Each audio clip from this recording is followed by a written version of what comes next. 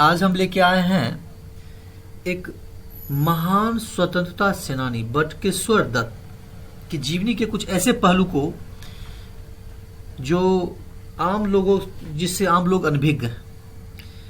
अब हम बता रहे हैं अमर शहीद सरदार भगत सिंह के निकटतम सहयोगी और मित्र बटुकेश्वर दत्त जी के विषय में। इनका जन्म 1910 में हुआ था और मृत्यु 1965 में। 8 अप्रैल 1929 को दिल्ली के सेंट्रल लेजिस्लेटिव असेंबली में बम फेंकने की ऐतिहासिक घटना के समय वे भगत सिंह के साथ थे।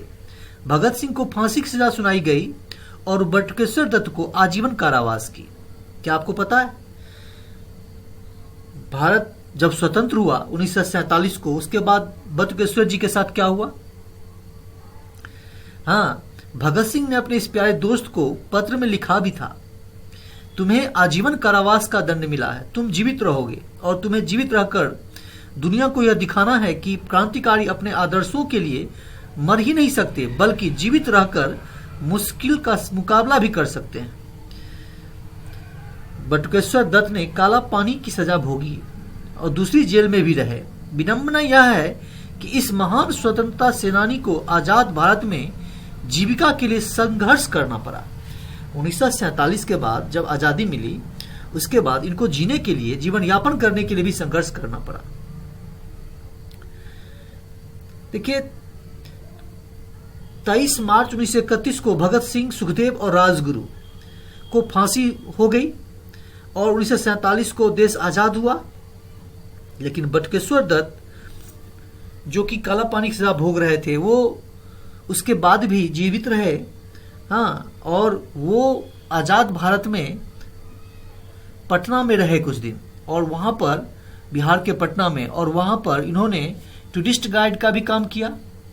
टूरिस्ट गाइड के अलावे कई सारे छोटे छोटे काम किए और अंत में जब ये बीमार पड़ गए, हालांकि 1938 में इनको जेल से छोड़ दिया गया था बीमार होने की वजह से, और जब जेल से बाहर आए तो इनको ट्यूबरकुलोसिस हो गया था। ट्यूबरकुलोसिस मतलब टीबी। लेकिन इलाज हुआ और 1942 में भारत छोड़ो आंदोलन जो हुआ था, उस वक्त भी इसमें भाग लिए थे। हाँ, थोड़ा सा स्वस्थ होने के बाद उसके बाद इनका जीवन बीतता चला गया और 1965 में इनकी मृत्यु। इससे पहले बहुत बीमार पड़ गए थे और आर्थिक हालत इतनी तंगी हो गई थी कि इनको पंजाब गवर्नमेंट, हालांकि बीच बीच में भगत सिंह के माँ आके इनसे मिला करती थी, और पंजाब गवर्नमेंट जो है ये इनको बजाते बुला करके दिल्ली एम्स में इलाज करवाया था। हालांकि ये जीवित नहीं रह पाए बहुत ज्यादा उसके बाद, लेकिन इनकी स्थिति स्वतंत्र भारत में बहुत ही दयनीय रही।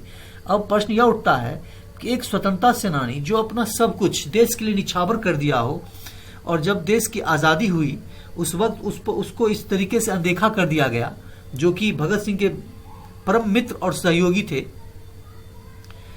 उनके साथ ऐसा हुआ, तो और भी ऐसे कई सारे स्वतंत्रता सेनानी होंगे जो इस भारत के इतिहास में बहुत सारे लोग ऐसे होंगे जो जिनके बारे में हम लोग नहीं जानते हैं।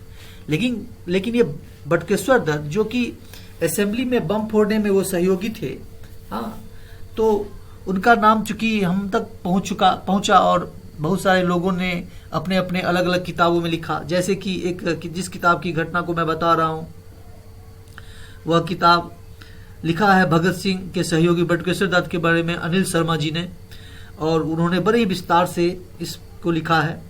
हाँ, अब बटुकेश्वर जी के बारे में और भी कई सारे पहलू हैं। अगर आपको पसंद आया हो तो लाइक करें, कमेंट करें, और आप कहें तो मैं और भी कई सारी बातें बटुकेश्वर जी के बारे में के विषय में बताऊंगा, डॉक्टर राजेंद्र प्रसाद के विषय में, जो भी हमारे लोग हैं अपने, उनके विषय में, उनके जीवन के कुछ ऐसे पहलू जो आप जिससे अनभिज्ञ हैं, आपको अगले वीडियो में आप देखेंगे और जानेंगे। बहुत सारे मिथ्या जो डॉक्टर राजेंद्र प्रसाद जी के विषय में, वो सब उनकी जीवनी से समझ में आएगा। वो कितनी बातें हैं उनके बारे में जो